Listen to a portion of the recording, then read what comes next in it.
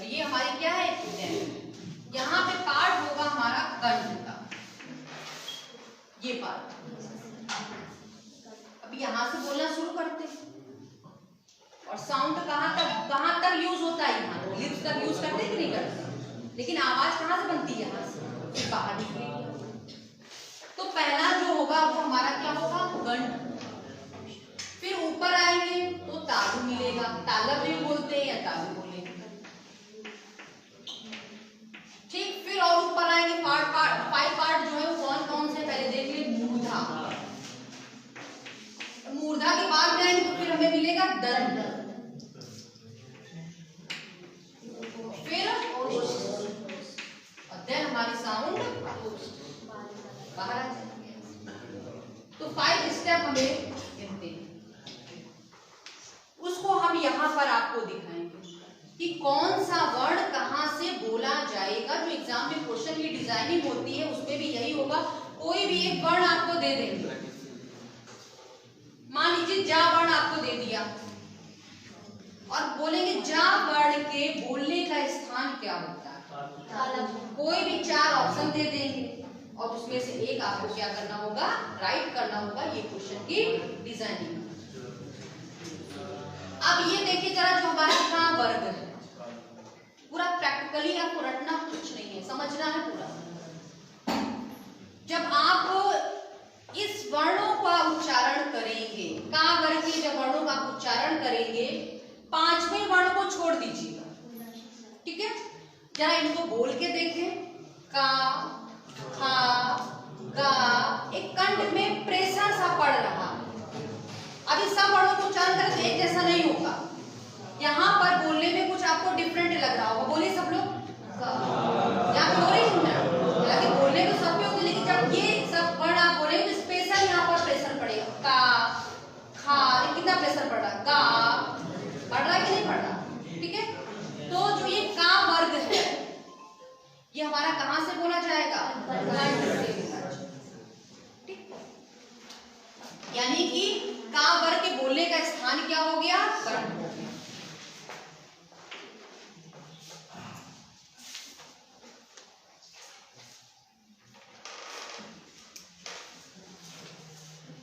अब दूसरा देखें जरा, कंठ बोले या कंठ, या भी लगा सकते हैं लास्ट में लिखने में।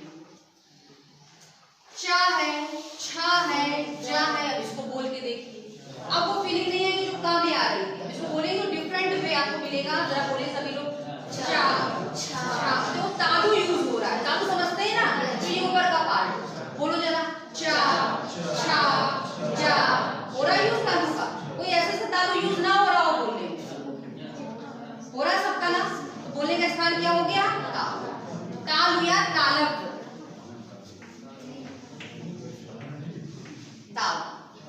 बोलने का स्थान क्या हो गया, तालु, ठीक है। नेक्स्ट देखिए, टा वर्ग। अब जब इस वर्ग को हम बोलेंगे तो बोलने पर कुछ अदर हमको फील होगा। बोलिए जरा, टा, ठा, डा।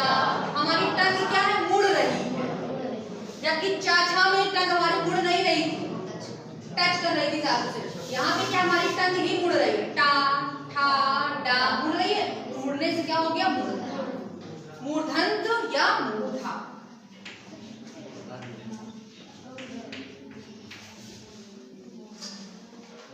नेक्स्ट देखिए, टावा, डा। यहाँ पे दांतों का प्रयोग हो रहा है कि नहीं हो रहा। जो ये ता वर्ग है हमारा, वो ओल्ड पर्सन नहीं बोल पाएंगे जिनके दांत गिर गए, ठीक है। वो बोलने में सक्षम नहीं होंगे ये वर्ग, जिनके दांत नहीं होंगे, क्योंकि यूज किसका है, दांतों का ही तो यूज है। अगर दांत नहीं तो फिर कैसे बोल पाओगे, नहीं बोल पाओगे। तो वृद्ध पर्सन इसको नहीं बोल पाते, इस वर्ग इन शब्दों का उच्चारण, वर्णों का उच्चारण नहीं कर पाते हैं। ता, था, दा उच्चारण कहां से हो रहा है, बताएं, दंत से, दंत से हो रहा है। हाँ जी, अभी हम लोग वहां पे पहुंचे नहीं है। नेक्स्ट है पा वर्ग हमारा। अब जब इसको बोलेंगे, पा, फा, बा, ठीक है, तो किसका यूज हो रहा है, दोनों का यूज हो रहा है। अगर दोनों ओठ पकड़ लिए तो क्या बोल पाएंगे, नहीं बोल पाएंगे। तो यहाँ पे यूज किसका हो रहा है, उसका यूज हो रहा है। बोलने के स्थान क्लियर हो गए। का वर्ग है, उसके बोलने के स्थान क्या होगा, कर्ण होगा। आप वर्ण को बोल के भी दे सकते हो, या आपको का वर्ग किससे यूज हो रहा है, कर्ण से हो रहा है। फिर चा वर्ग किससे है, टा से। टा वर्ग टंग मुड़ रही है, मुड़ने से याद रखिए मूर्धा। फिर नेक्स्ट क्या है, टा, आप बोल के देख लो क्लियर हो जाएगा, दंत का यूज हो रहा है। टा वर्ग क्या हो गया, दंत हो गया। पा वर्ग क्या हो गया, ठीक है। Any problem? तो कोई भी वर्ड पूछा जाएगा जिसके बोलने का स्थान क्या है, तो आंसर दे लेंगे सब लोग। चलिए, ये हो गया आपका पहला व्यंजन, है ना। पहला व्यंजन क्या नाम है इसका, हमने आपको बताया, स्पर्श या स्पर्शी या। अब देखिए पूरा का से लेके पा तक है ये। अब गौर करिए, कभी कभी यहाँ पे इंटरनल क्वेश्चन बन जाता है, स्पर्श, स्पर्शी, संघर्षी यहाँ से लेके यहाँ तक है, बट अगर पर्टिकुलर ये पूछ ले कि स्पर्शी या संघर्षी व्यंजन कौन सा है, स्पर्शी या संघर्षी व्यंजन कौन सा है, तो ये है हमारे, ठीक है। वैसे तो पूरे इंक्लूड हो रहे हैं, नाम हम क्या दे सकते हैं, स्पर्श, स्पर्शी या संघर्षी। ये जो चार वर्ण है ये हमारे क्या है, स्पर्शी या संघर्षी। इसको अंडरलाइन करके लिख लीजिएगा उसी के साथ में, जहां पे बनाया है वहां पे ऐसे अंडरलाइन कर लीजिए और नाम यहाँ पे दे लीजिए। हाँ जी, हाँ जी।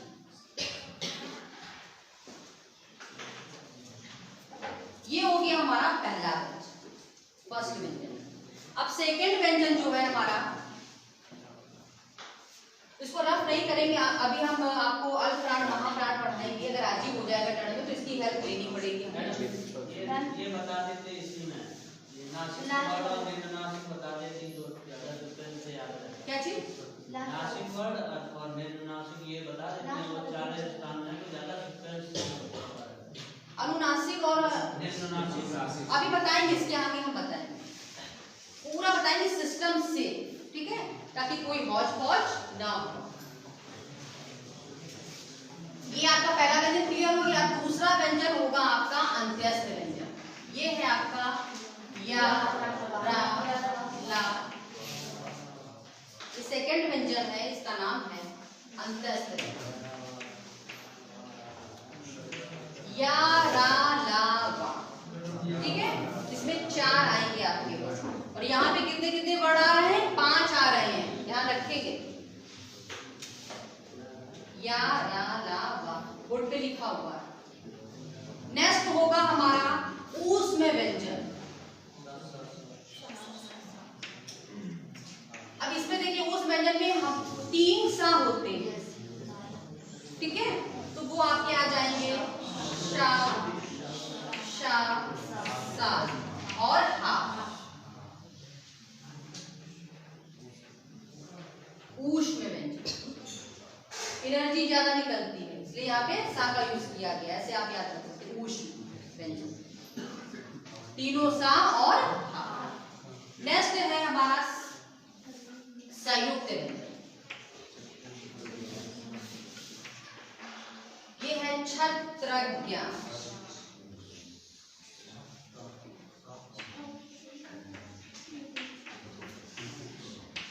छत्रज्ञ, और यहाँ पर जो ये दो है इसी से इंक्लूड कर दिए जाते हैं गौड़ व्यंजन। अभी बताएंगे इनका यूज कैसे होता है।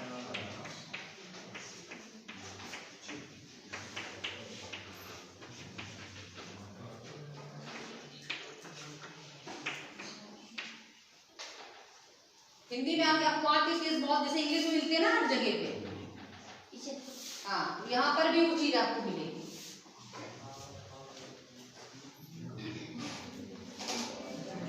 ऊष्म में तीनों सा हा है। संयुक्त में छत्रज्ञ। संयुक्त व्यंजन यानी किसी की हेल्प से, दो वर्णों की हेल्प से क्या होंगे, ये डिजाइनिंग होगी। और गौड़ व्यंजन है जो यहाँ से लिए गए, डाढ़, ठा, ठा, ठीक है, ये हमारे गौड़ व्यंजन।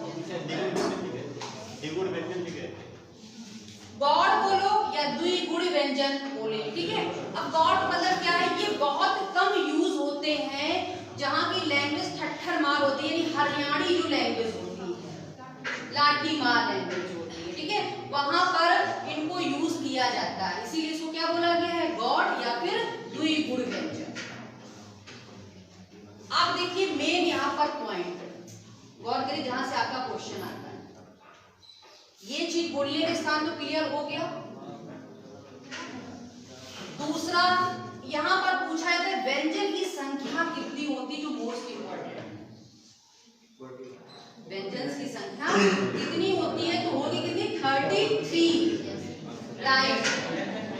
ठीक है 33 को देखिए कैसे, ये आपके 5 है 25 ये हो गए। कहां तक इंक्लूड होता है एनसीईआरटी के अकॉर्डिंग, बाकी आप क्या करते हैं आई डोंट नो। अंत्यस्थ व्यंजन और ऊष्म व्यंजन, ठीक है, इनको काउंट करने पर हमारे व्यंजन टोटल कितने हो जाएंगे 33 हो जाएंगे। और व्यंजन की अगर संख्या पूछी जाए व्यंजन कितने प्रकार के होते तो भी आपका आंसर होगा 3। इनको इंक्लूड नहीं किया जाता संयुक्त और गौड़ व्यंजन, लेकिन है तो मैंने आपको बता। जो संयुक्त है ये किसी की हेल्प से बनते हैं, जहां की जरूरत होगी हम आपको वहां पर भी इसको डिस्कस करें। गौड़ व्यंजन बहुत कम यूज है, नाम ही इसे समझ में आ रहा है गौड़।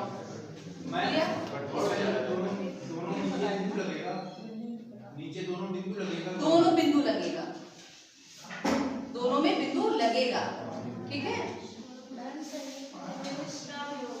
किसमें संयुक्त में और भी आते हैं, क्योंकि जितने भी होंगे वर्ण 2 को इंक्लूड करके होते हैं, उनका रोल नहीं है, मैंने उसको अभी डिस्कस भी ज्यादा नहीं करें। जितना है आप देखिए यहाँ पे क्या क्या आपको गौर करना है, स्पर्श व्यंजन, ठीक है, अंत्यस्थ व्यंजन और ऊष्म व्यंजन। नीचे लिखिए कुल व्यंजन की संख्या, इंपॉर्टेंट लगाते हुए कुल व्यंजन की संख्या 33 होती है। स्वर कितने थे 11, जो काउंट किए जाते होते तो है, लेकिन काउंटिंग वालों की हम यहाँ पे बात करेंगे। और व्यंजन कितने हो गए 33, ये तो हो गया। अब यहाँ पे ये दिमाग में कि 33 और 11 मिला के हम टोटल वर्ण कितने कर दें 44, तो गलत हो जाए। कुल वर्णों की अगर संख्या पूछ की जाएगी तो वर्ण कितने होते हैं 52 होते हैं। नीचे लिख ले जहाँ पे व्यंजन लिखा है उसी के नीचे कंटिन्यू करें। कुल वर्णों की संख्या 52 होती है। कुल वर्णों की संख्या 52 होती है। ठीक, अब आगे इसके नीचे हेडिंग डालिए अयोग व, अयोग व, अयोग अयोग अयोग।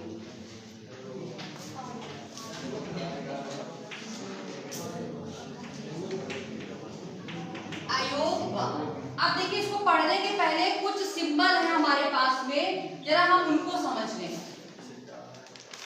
क्योंकि हमें जो बचपन में पढ़ाया गया उसमें काफी चीजें जो है वो दूसरे तरीके से बताई जाती है। हम गलत नहीं बोलेंगे, वहां पे बताने का तरीका वो होता है। कंपटीशन में आने पर काफी चीजें चेंज में मिलती है हमें, तो फेरबदल हो जाता है, ठीक है। तो देखिए क्या क्या है। सबसे पहले तो आप सिंबल 3 समझ, इसको हम लोग क्या बोलते रहे, क्या बताया गया है अंकी बिंदी, बताया गया है ना। तो अब हम लोग क्या यहाँ पे टर्म यूज करेंगे अनुस्वार, नॉट अंकी बिंदी। क्या बोलेंगे इसको अनुस्वार।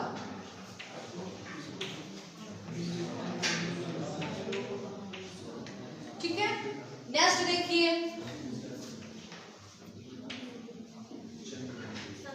चंद्रबिंदु। आपको भी ये सिखाया गया और हमें भी बचपन में यही सिखाया गया चंद्रबिंदु। लेकिन अब हम लोग क्या सीखेंगे, इसको बोलेंगे अनुनासिक, ठीक है। जहां पर हम टर्म यूज करेंगे अंकी बिंदी लगाइए, क्या बोलेंगे अनुस्वार का यूज करें, चंद्र बिंदु का उसका सॉरी अनुनासिक का यूज करें। तो ये क्या है अनुनासिक। यहाँ से क्वेश्चन में पूछ भी जाते हैं, उससे बिल्कुल बेसिक क्वेश्चन है। अगर आपको पता है टर्म तो आप आंसर राइट कर लेंगे, नहीं पता है तो फिर। और दूसरा ये है सिंबल, ये सही है, क्या है विसर्ग। इसको क्या बोलते हैं विसर्ग। ये हो गया हमारा अनुस्वार। नेक्स्ट अनुनासिक, जो चंद्रबिंदु बोल रहे थे अनुनासिक हो गया। और अगला क्या हो गया विसर्ग, जो सही बोलते थे और आज भी वही बोला जाता है। अब हेडिंग जो आयोग वहां लिखी हुई डाली हुई थी उसमें लिखे अनुस्वार और विसर्ग को, अनुस्वार यानी कि ये सिंबल भी बना लीजिएगा और शब्द में लिख भी लीजिएगा अपने समझने के लिए। अनुस्वार और विसर्ग को अयोगवाह कहते हैं। अनुस्वार और विसर्ग को अयोगवाह कहते हैं, अयोगवाह कहते हैं। ये ना तो स्वर में आते हैं, ये ना तो स्वर में आते हैं और ना ही व्यंजन में। मात्रा ये ना तो स्वर में आते हैं और ना ही व्यंजन में। ठीक, अब पहली हेडिंग डालें अनुस्वार। अनुस्वार, अनुस्वार इसमें लिखें जिस ध्वनि का उच्चारण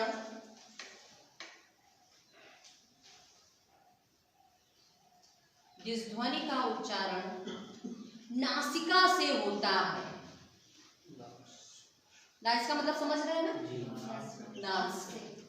जिस ध्वनि का उच्चारण नासिका से होता है उसे अनुनासिक कहते हैं, अनुस्वार कहते हैं।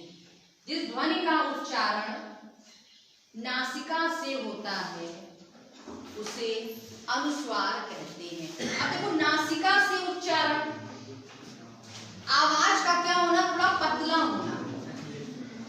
हमारे फिल्म इंडस्ट्री में एक सिंगर है, नाम सुना होगा सभी लोगों ने, हाँ जी, हिमेश रेशमिया।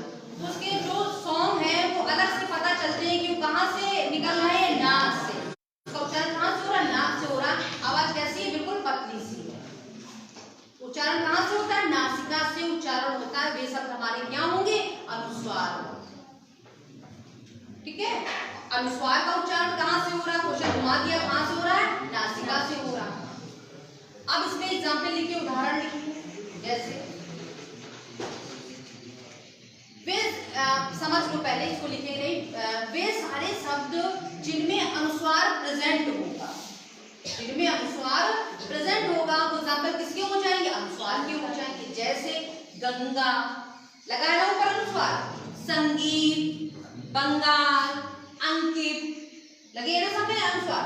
जरा 3-4 एग्जाम्पल लिख लीजिए। अनुस्वार जहां पर प्रेजेंट होगा वो एग्जाम्पल किसके हो जाएंगे, आपके अनुस्वार। गंगा, संगीत, बंगाल, एक दो अपने आप भी लिख लें, बट अनुस्वार लगा होना चाहिए, जबरदस्ती नहीं। ठीक है, ये हो गया अनुस्वार युक्त वर्ण। अब सेकंड हेडिंग डालें विसर्ग। विसर्ग, इसमें लिखें जिस ध्वनि का उच्चारण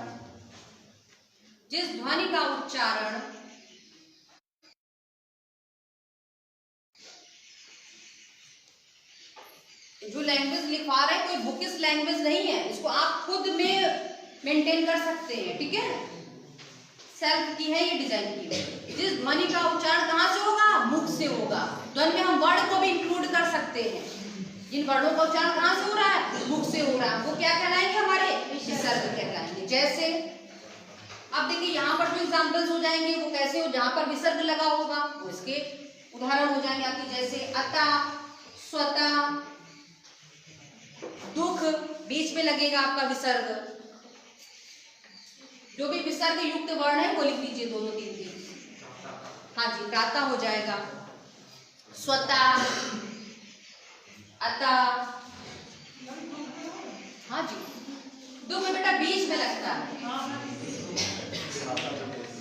मेन है मतलब विसर्ग लगी होनी चाहिए, प्रारंभ में तो हो नहीं सकती है, बीच में होगी या फिर क्या होगी, अंत में होगी। जैसे दुशासन जो होता है, दुशासन में जब आप संधियां हम आपको पढ़ाएंगे, ठीक है, तो विसर्ग अगर नहीं लगाना चाहते हैं तो विसर्ग के परे का जो वर्ण होता है वो आधा इंक्लूड हो जाता है। तो परे में क्या होता है, पूरा सा होता है तो आधा यहाँ पे शासन हो जाएगा। विसर्ग लगाना चाहिए तो लगा सकते।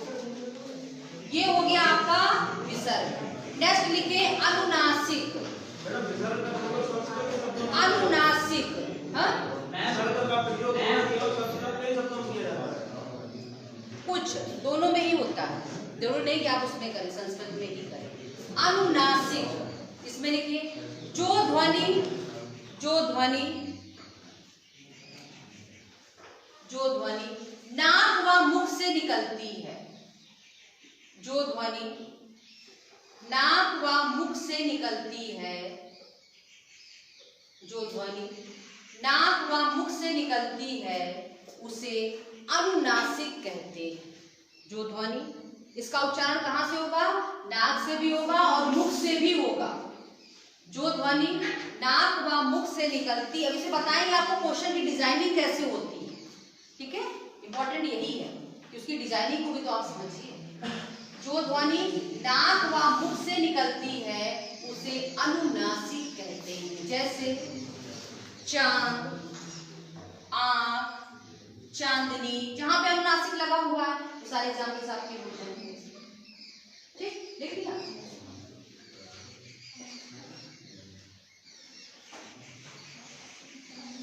अब देखिए यहां पर आपने 3 टर्म की स्टडी की, अनुस्वार, विसर्ग और अनुनासिक।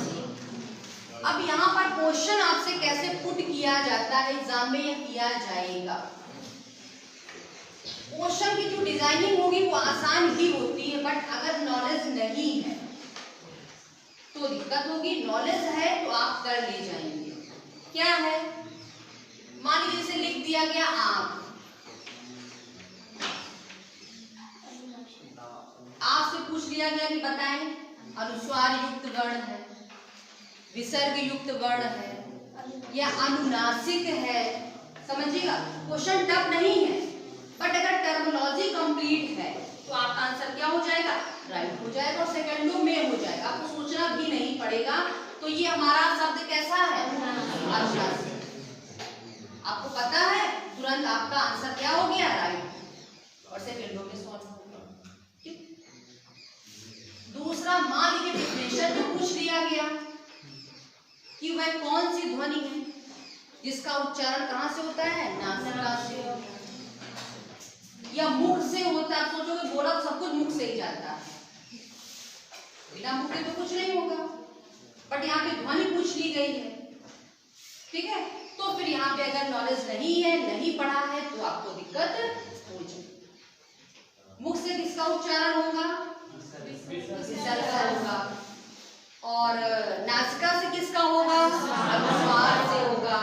मुख और नासिका दोनों को इंक्लूड कर दिया जाएगा नासिक से, ठीक है।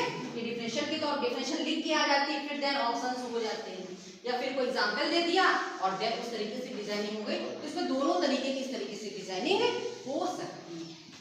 क्लियर? और होती ये मैंने आपको बता दिया।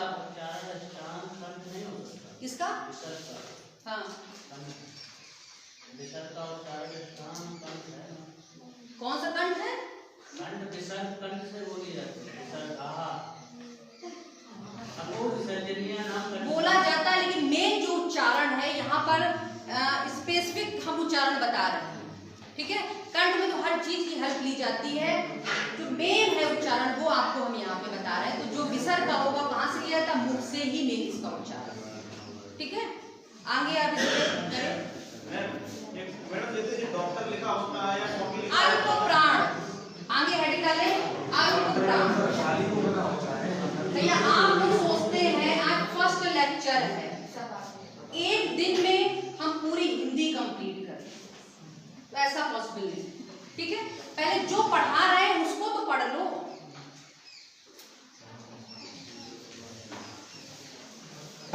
अभी जितना पढ़ाया इतना रेडी है।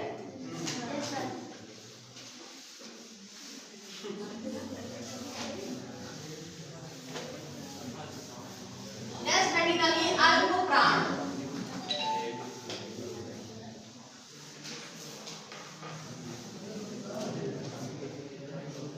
कौन सा शब्द कैसे लिखा जाता उसमें बताया है, ठीक है। जितना पढ़ा है पहले उतना पढ़ो।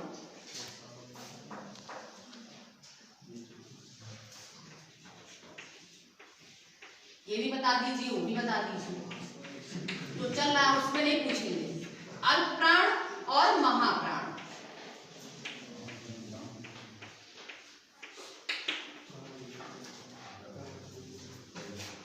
अब यहां पर देखिए डिफिनेशन से ही आप इसको डिफाइन करेंगे, कुछ भी आपको याद नहीं करना।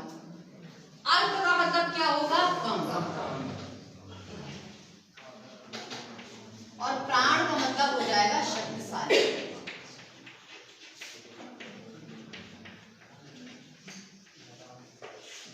यानी कि शक्तिशाली का मतलब क्या होगा? एनर्जी से पावर। वे वर्ण जो कम शक्तिशाली होंगे, जिनको बोलने में एनर्जी की कम जरूरत होगी, आसानी से बोले जा सकते हैं।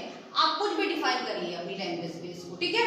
सिर्फ इन दोनों टर्म को अलग अलग कर लीजिए। अल्प का मतलब क्या हो गया? कम, और प्राण का मतलब हमने क्या कर दिया? शक्तिशाली, एनर्जी से कर दिया। यानी कि जिन वर्णों का उच्चारण करने में हमें ज्यादा एनर्जी नहीं देनी पड़ेगी, हम आसानी से उनको बोल सकेंगे, वो हमारे क्या कहलाएंगे? अल्प प्राण है। अभी डिफिनेशन भी लिखवा देंगे नॉर्मल। महा का मतलब क्या हो जाएगा? जस्ट आप समझ जाएंगे। महा का मतलब क्या हो गया? ज्यादा। और प्राण का मतलब सेम वही, शक्तिशाली। यानी कि जो वर्ण ज्यादा पावरफुल होंगे, ज्यादा शक्तिशाली होंगे, वो क्या कहलाएंगे? बोलिए क्या कहलाएंगे? महाप्राण। महाप्राण कहलाएंगे। कम शक्तिशाली अल्प प्राण, ज्यादा शक्तिशाली महाप्राण। अब देखिए यहां पर डिफिनेशन तो क्लियर हो गई, बट इनके जो एग्जाम्पल्स पूछे जाते हैं, दिक्कत वहां पर हो जाती है। कोई भी एक वर्ण दे देंगे और पूछेंगे बताइए ये अल्प प्राण का एग्जाम्पल है या फिर महाप्राण का एग्जाम्पल। उसको भी हम अभी एक सिस्टम से बता देंगे कि आपको वहां पर दिक्कत नहीं होगी। पहली हेडिंग डाले अल्प प्राण। अल्प प्राण इसमें लिखे, इस तरीके से पहले डिफाइन जरूर कर लीजिए अलग अलग अपने समझने के लिए। अल्प का मतलब लिखे कम, और प्राण का लिखे शक्तिशाली। जिन वर्णों के उच्चारण में श्वास की मात्रा कम लगती है, श्वास की मात्रा कम यानी कि कम एनर्जी हमें देनी पड़ेगी। जिन वर्णों के उच्चारण में श्वास की मात्रा कम लगती है,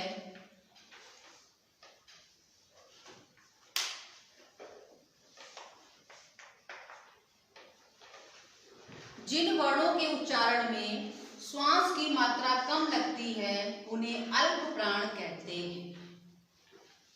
जिन वर्णों के उच्चारण में श्वास की मात्रा कम लगती है, उन्हें अल्प प्राण कहते हैं। जैसे जैसे प्रत्येक वर्ग का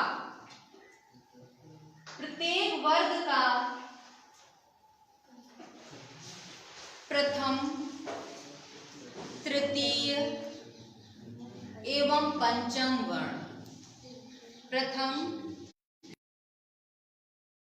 प्लस अंत्यस्थ व्यंजन प्लस स्वर प्लस सिंबल बनाएंगे, ओके। मतलब इतने होते हैं। प्रत्येक वर्ग का प्रथम, तृतीय एवं पंचम वर्ण प्लस अंत्यस्थ व्यंजन अभी हमने पढ़ा था प्लस स्वर, ये हो गए हमारे अल्प प्राण। अब देखिए जरा इसको रफ नहीं करेंगे, रफ होगी।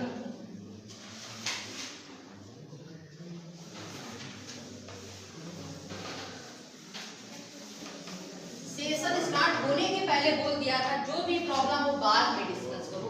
इतने लोग बैठ के अगर इसी तरीके से एक प्रॉब्लम करोगे ट्रैक को हट के, तो क्लास पॉसिबल है?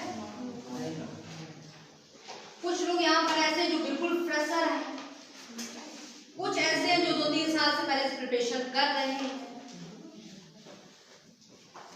तो हमें तो बॉटम से ही लेके चलना है ना, जो ड्यूरेशन दिया गया उसमें कोर्स भी समाप्त करना है।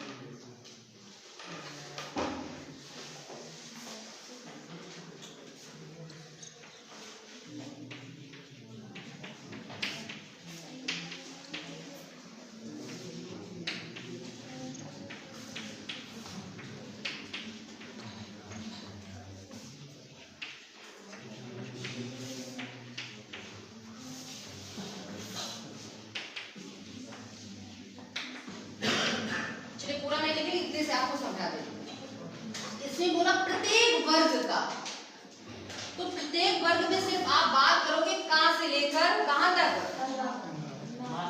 जी। पहला है हमारा अल्प प्राण, अल्प प्राण की स्टडी भी है, तो यहां पर है पहला, तीसरा और तो जितने भी ये वर्ण हैं वे क्लियर, नीचे और है आपके,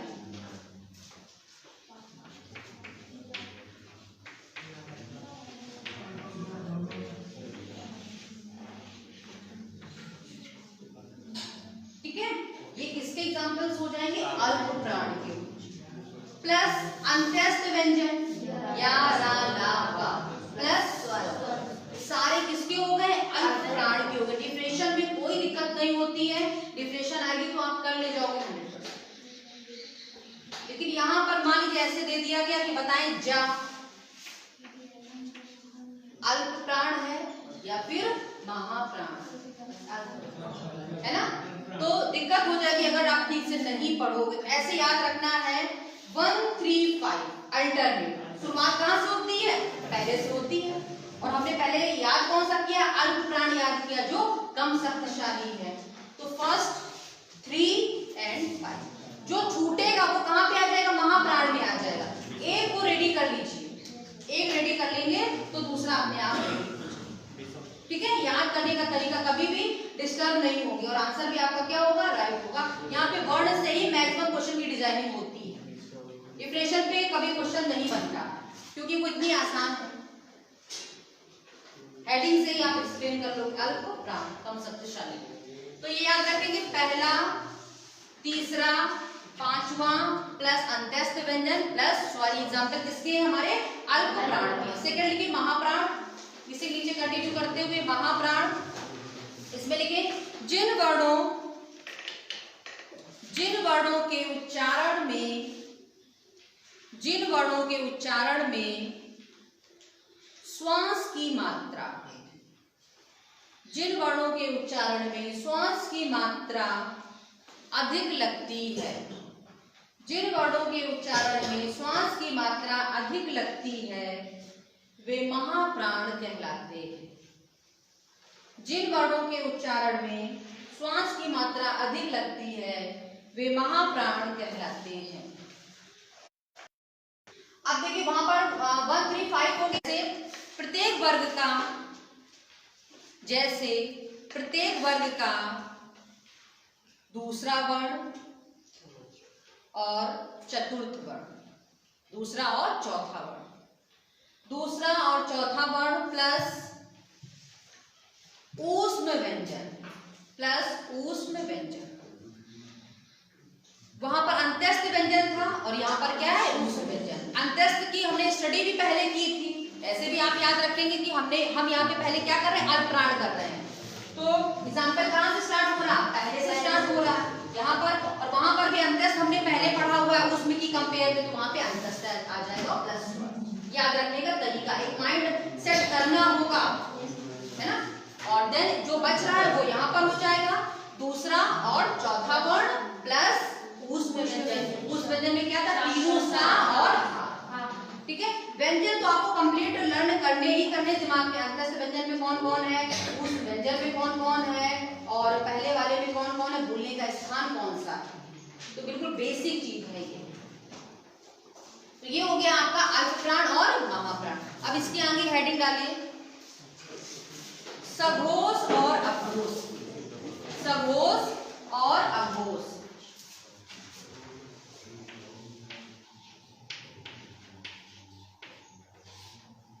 जैसे वहां पे अल्प और महाप्राण थे, ट्विंस है वो, ठीक है, उसी प्रकार से यहाँ पे क्या है, सघोष और अघोष, मिलते जुलते। सघोष और अघोष, इसमें लिखिए पहले सघोष में जिन वर्णों के उच्चारण में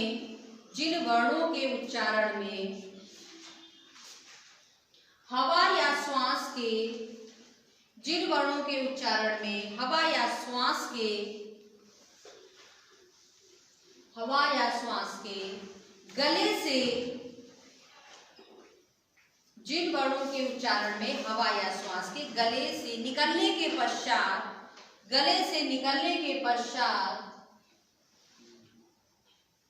स्वर तंत्रिकाओं में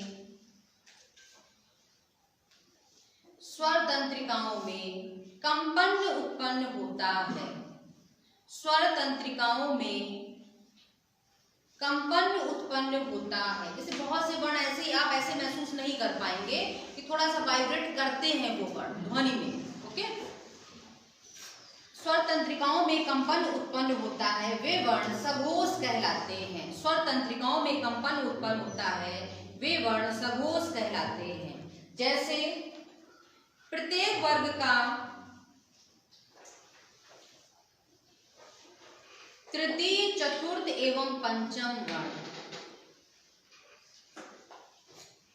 जैसे प्रत्येक वर्ग का तृतीय, तीसरा, चतुर्थ, चौथा एवं पंचम वर्ण लिखा हुआ है सामने, है ना।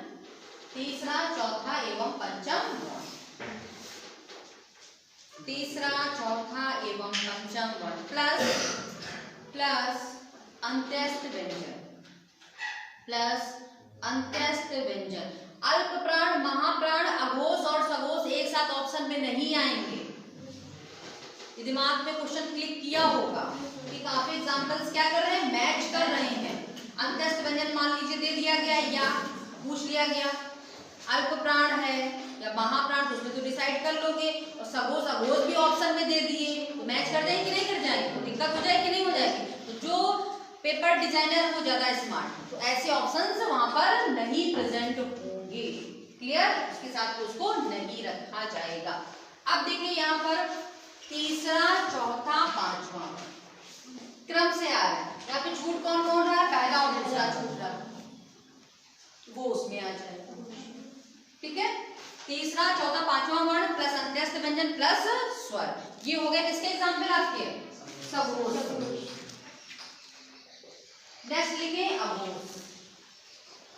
अघोष। इसमें लिखे जिन वर्णों के उच्चारण में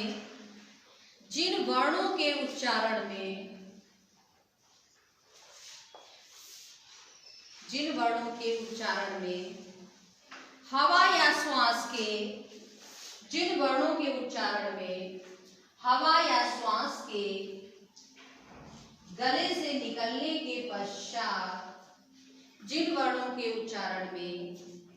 हवा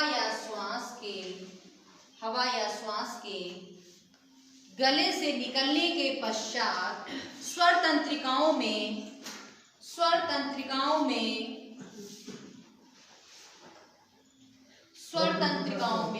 जी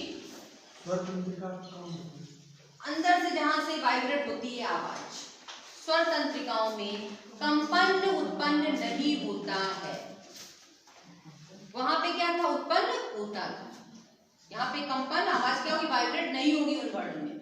स्वर तंत्रिकाओं में कंपन उत्पन्न नहीं होता है, स्वर तंत्रिकाओं में कंपन उत्पन्न नहीं होता है, वे वर्ण क्या कहलाएंगे, अघोष कहलाएंगे। मेन डिफिनेशन में देखिए यहाँ पर क्या याद रखना है, जहाँ पे दिक्कत होगी, कंपन कहाँ उत्पन्न होता है और कहाँ नहीं होता, तो कैसे याद रखें। यहाँ पे क्या है, कंपन होता है ना, और यहाँ पे क्या है, नहीं होता है। तो देखो कैसे याद रखोगे। अब इसके एग्जाम्पल लिखवा देंगे। सा का मतलब क्या होता है, सहित होता है। सा का मतलब यूज किया था सहित, यानी कि यहाँ पे कंपन सहित होगा। कंपन में क्या होगा, उत्पन्न होगा। और आ का मतलब क्या होगा, नहीं। कंपन में क्या होगा, नहीं होगा। डिफिनेशन में ही सब कुछ छिपा है, बस आप समझने की कोशिश कर लियो। सा का मतलब क्या है, सहित, यानी कंपन क्या है, वहां पे होगा, कंपन सहित है वहां पे ध्वनि, तो वो क्या हो गया, सघोष हो गया। क्लियर। और अघोष कंपन नहीं होगा, मतलब क्या है, एक को याद कर लें तो दूसरी डिफिनेशन अपने आप क्लियर है। और यहाँ पर डिफिनेशन भी और इसके उदाहरण दोनों इंपॉर्टेंट है क्वेश्चन के पॉइंट से। अल्पप्राण महाप्राणी क्योंकि डिफिनेशन ही शब्दों से ज्यादा ही क्लियर हो जाती है, तो वहां पे एग्जांपल्स को पूछे जाते हैं, बट डिफिनेशन आने के चांसेस कम रहते हैं। और यहाँ पर दोनों इसके एग्जांपल लिख लिए, जैसे अघोष के, उसके नीचे कंटिन्यू करें, डिफिनेशन लिख लिया ना, कंपन उत्पन्न नहीं होता। जैसे प्रत्येक वर्ग का प्रथम एवं द्वितीय वर्ण, फर्स्ट एंड सेकंड छूट रहा था वो यहाँ पे इंक्लूड हो जाएगा। प्रथम एवं द्वितीय वर्ण प्लस ऊष्म व्यंजन,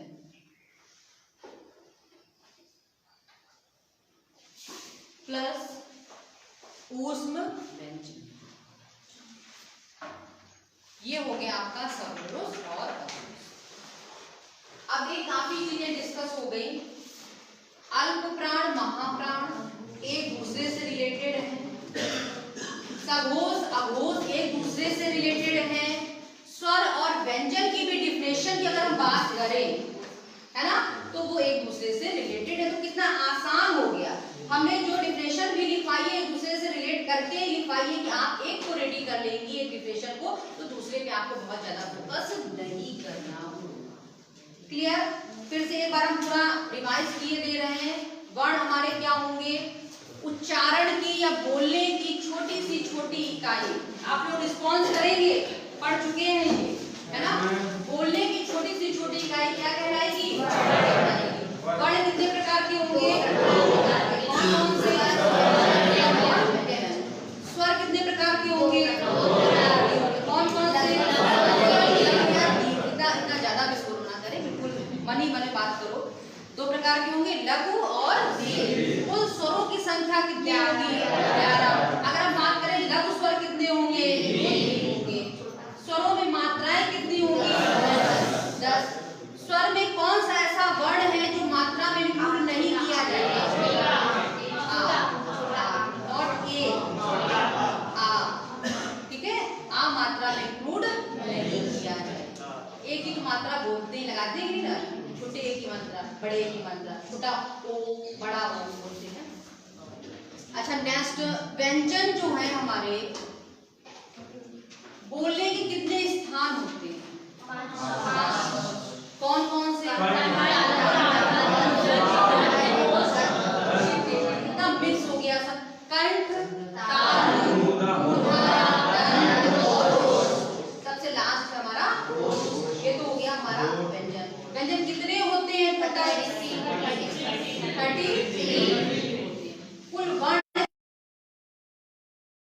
है ना, कि कितने स्वर होते हैं, कितने व्यंजन होते हैं, कितने वर्ण होते हैं। अब कुछ लोग स्वर और व्यंजन जितने यहाँ पे मिले फाइनल आपको 11 स्वर एंड 33 व्यंजन, इनको इंक्लूड कर लेते हैं, तो वर्ण की संख्या चेंज हो जाती है। कितने कर दिए, 44, जबकि ऐसा नहीं है। वर्ण टोटल वर्ण कितने होंगे, 52 होंगे।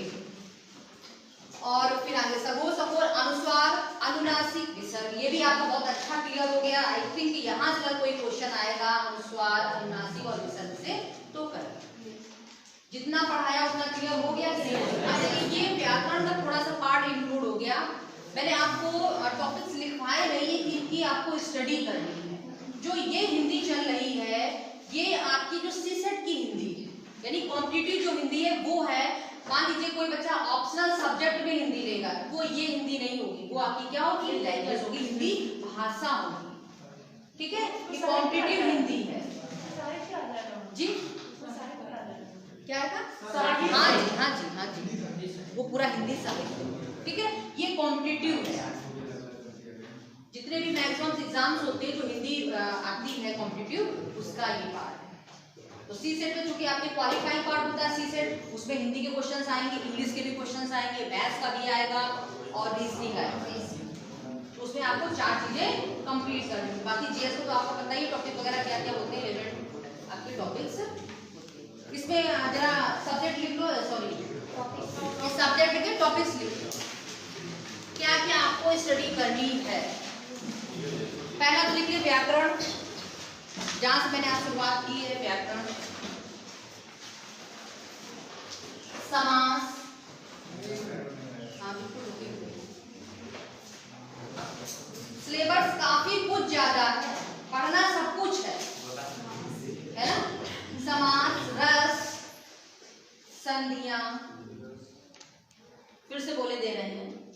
व्याकरण, समास, रस, संधियां, छंद। संधियां कैसे लिखा जाएगा बता दी क्या? रस, छंद, अलंकार। हो सकता है कोई टॉपिक अगर रिपीट हो जाए तो आप उसको छोड़ दीजिएगा, क्योंकि हम आइडिया से बोल रहे हैं। मुहावरे, मुहावरे, विलोम शब्द, पर्यायवाची, कारक, कारक, वाक्यांशों के लिए एक शब्द, वन वर्ड सब्स्टिट्यूशन, वाक्यांशों के लिए एक शब्द, मुहावरे, विराम चिन्ह, उपसर्ग प्रत्यय, मुहावरे, विराम चिन्ह, उपसर्ग प्रत्यय, अशुद्धि संशोधन, जहां पर कुछ शब्द लिखे होंगे और उनमें से आपको राइट बताना होगा। सेंटेंस भी आते हैं शुद्धियों वाले, वो इसी में इंक्लूड हो जाएंगे, है ना, वो एक साथ ही पूरा पढ़ाया जाएगा। देखिए कौन कौन से टॉपिक्स हो गए। हाँ जी, हाँ, तद्भव शेष आदि वो उसी में आएगा। जैसे तो आपके ग्रामर में आएगा जैसे